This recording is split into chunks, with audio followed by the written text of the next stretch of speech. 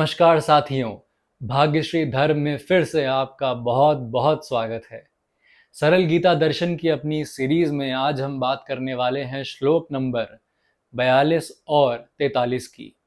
इससे पहले हमने श्लोक नंबर 41 में जाना था कि अर्जुन कहते हैं कि जब कुल धर्म का नाश हो जाता है और सारे कुल में पाप फैल जाता है तो उस समय उस कुल के स्त्री और पुरुष व्यभिचार में पड़ जाते हैं और फिर जो संतानें होती हैं वो भी पापी ही बन जाती हैं।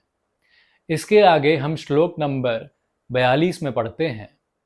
शंकरो नरकायेव कुलज्ञानां कुलस्य च पतन्ति पित्रोख्येषां लुप्तपिंडोदकक्रियः। श्लोक नंबर 42 में अर्जुन कहते हैं कि जो वर्णशंकर होते हैं उनकी वजह से कुल घाती और पूरा कुल नरक में चला जाता है। वो कहते हैं कि जब पिंडदान, क्रिया, श्राद्ध और तर्पण जैसी परंपराएं लुप्त हो जाती हैं तब पितर लोक में बैठे पितर भी अत्यंत दुखी हो जाते हैं। यहाँ पे एक नया तर्क देते हैं अर्जुन श्री कृष्ण को। वो कहते हैं कि जब कुल धर्म नष्ट हो जाता है, जब लोग भूल जाते हैं कि श्राद्ध करने की सही परंपरा क्या है, तो फिर हमारे पितर भी दुखी हो जाते हैं। वो कहते हैं कि श्राद्धों में पिंड दान होता है, फिर ब्राह्मणों को भोजन कराया जाता है और उसके बाद तर्पण होता है।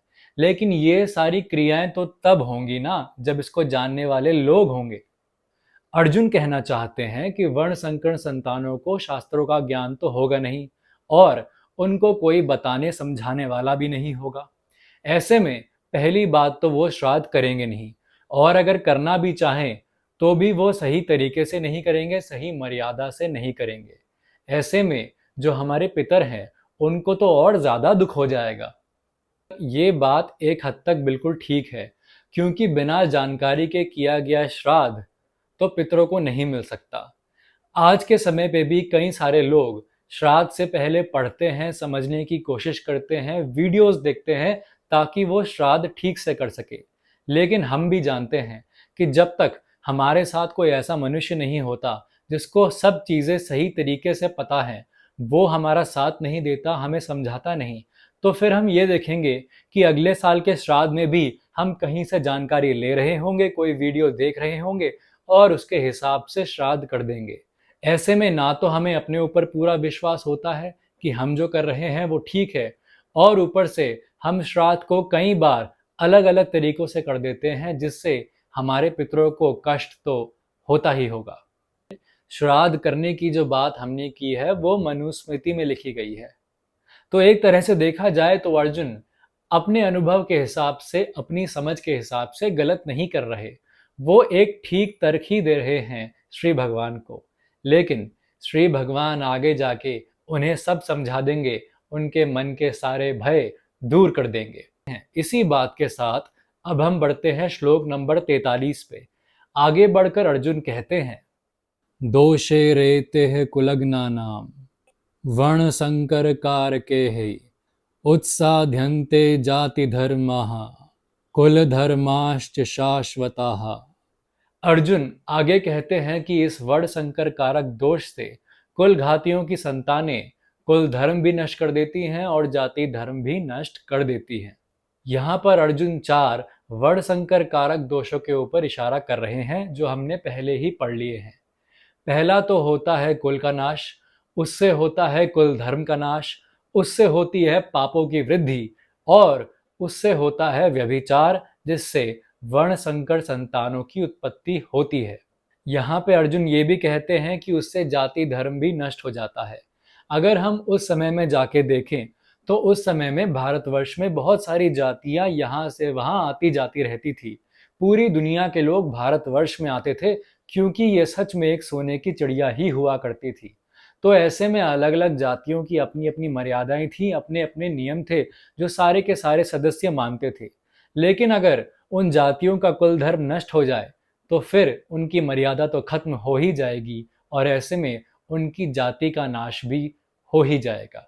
इन दोनों श्लोकों को साथ समझने की कोशिश की जाए तो फिर हमें यह समझ में आता है कि अर्जुन यही कहना चाहते हैं कि अलग अलग कुलों में अलग अलग बातें मानी जाती हैं, उनकी अलग अलग सोच विचार होते हैं, उनकी अलग अलग परंपराएं होती हैं, अलग अलग मर्यादाएं होती हैं, जीवन जीने के तरीके बहुत ही ज़्यादा अलग अलग होते हैं। ऐसे में जब दो कुल के मनुष्य आपस में मिश्रित होते हैं तो फिर दोनों ही कुलों की मर्यादाओं के नष्ट होने का खतरा बना रहता है, क्योंकि जो आने वाली संतान होगी वो ठीक से ना तो पहले कुल में जाएगी, ना ठीक से दूसरे कुल की बात मानेगी।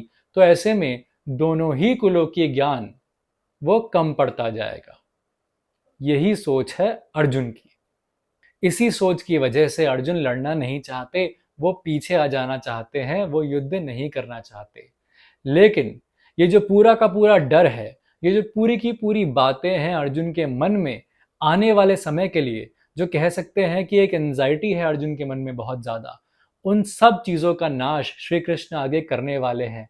वो उन्हें ऐसा ज्ञान देंगे कि ये सारी की सारी बातें अर्जुन के सामने धुल जाएंगी और फिर अर्जुन अधर्म का नाश कर देंगे, पापों का नाश कर देंगे। वो समझ जाएंगे कि इन सब के ऊपर भी सत्य को बचाना सबसे ज़रूरी है। तो दोस्तों, अगर हम खुद को अर्जुन माने तो मैं ये बता देना चाहता हूँ कि आने वाले समय में श्री कृष्ण अर्जुन के मन से ये सारा भय, ये सारा डर निकाल देंगे। उनके मन में जितनी भी भ्रांतियां हैं, उनके मन में जितना भी विरोधाभास है, वो सब खत्म हो जाएगा। अर्जुन लड़ने के लिए तैयार हो जाएंगे और श्री कृष्ण अर्जुन को तब तक ज्ञान देंगे जब तक अर्जुन संतुष्ट ना हो जाएं, जब तक हम संतुष्ट ना हो जाएं। इसी बात के साथ ये वीडियो खत्म करते हैं। हम आशा करते हैं कि हमारी बनाई वीडियोस आपको पसंद आ रही हैं, आपको कुछ नया सीखने को मिल रहा है, आपको गीता को एक नए रूप में देखने को मिल रहा है और आपको ये चीज़ें अच्छी लग रही हैं।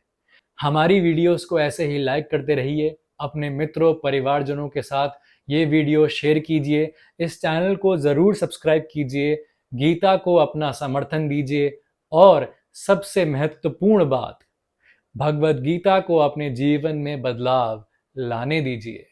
धन्यवाद।